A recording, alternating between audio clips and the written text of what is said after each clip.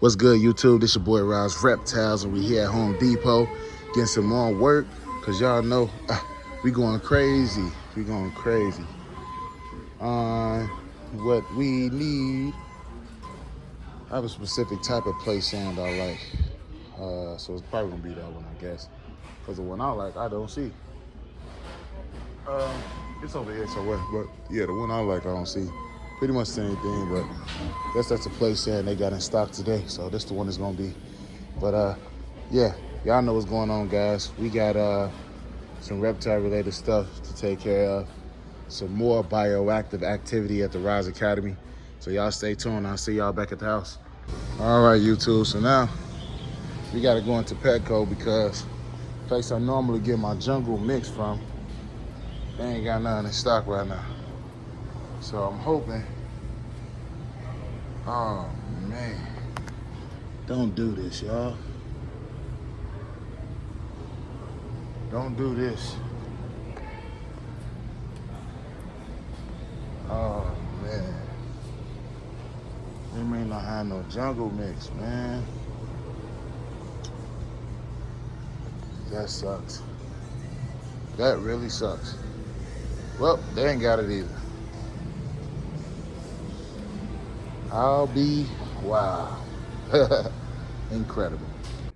For me, I like to give my reptiles the best life possible. I like to build things. I like to experiment, educate myself, and learn a lot about this hobby. So what I'm about to show you today is some more bioactive activity. Let's get it.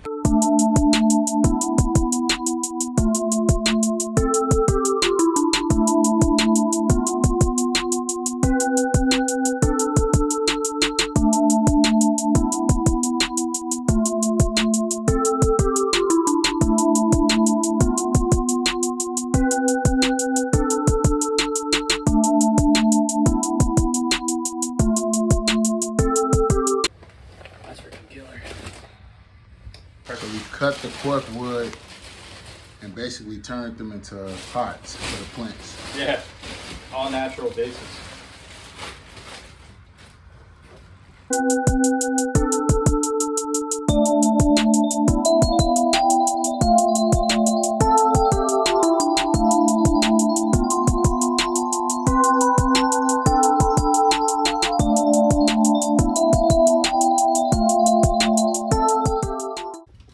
All right, guys, so here's the finished product.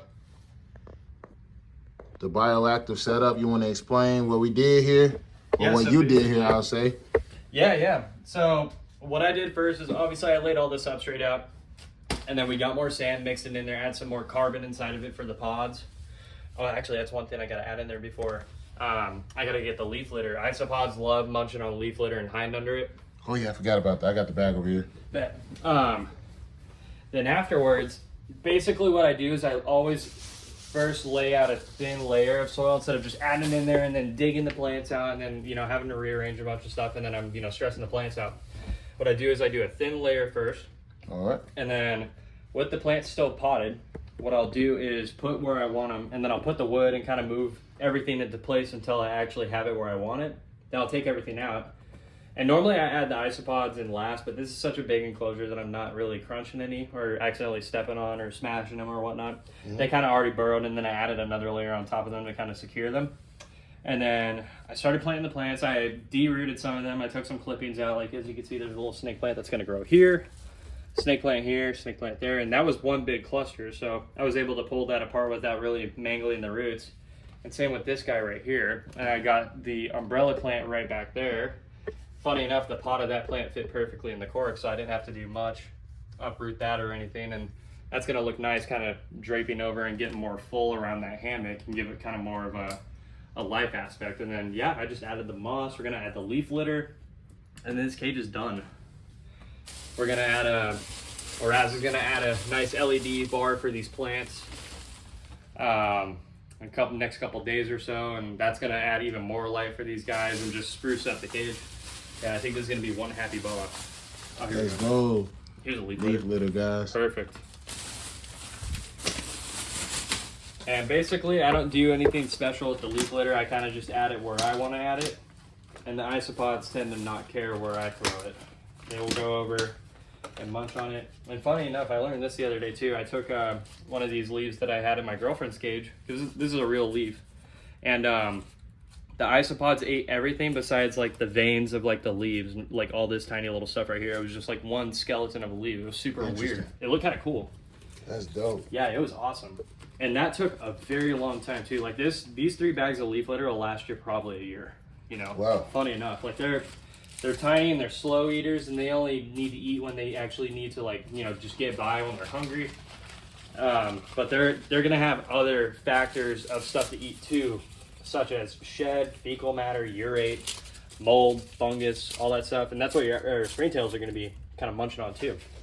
So they got multiple things in there to where they're not just focusing on the leaf litter and you're having to replenish it.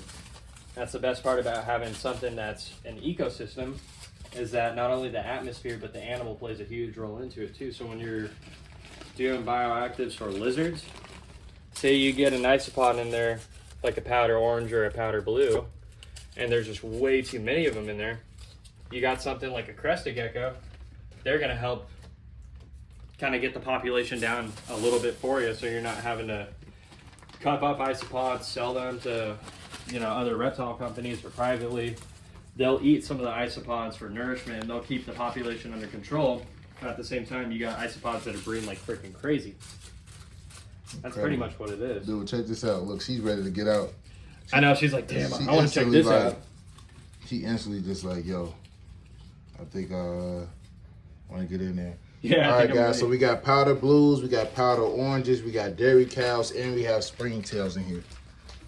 If you guys are wanting to know, I'm also going to put a cool water dish right here. It's going to be a big one.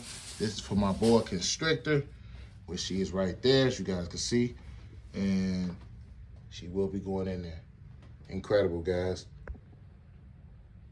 She ain't going to bite you. Please, man. That's a boy. No, no. And he just bit me. Oh, man, he's hungry. That's why. I don't know. Oh, man, dude. Phoenix is a boy. I'm sorry, man. He is a male. Dang, he's a male, man. Sorry, Phoenix. You still keeping that name, though, man. I'm sorry. Just went fully bioactive with everything. Everything. The Rouse Academy, man, is doing amazing, guys. Just incredible. Chomp, chomp. Man, I love it. And I know my boy Constrictor, she's going to love it as well. She's exploring right now, currently. She's doing her thing. Incredible.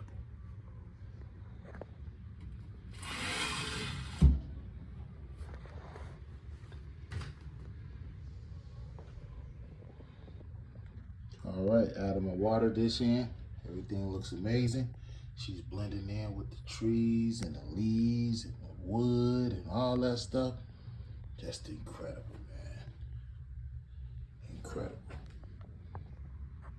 And that's what it's all about, taking care of our animals and ensuring them the best life possible. Because, man, if I could say it thousands of times, the amount of backlash that I see in this community is awful. It's awful and awfully disturbing. And none of us say anything about how we take care of these animals and we put our blood, sweat, and tears into the things we do to ensure the safety of our animals, man.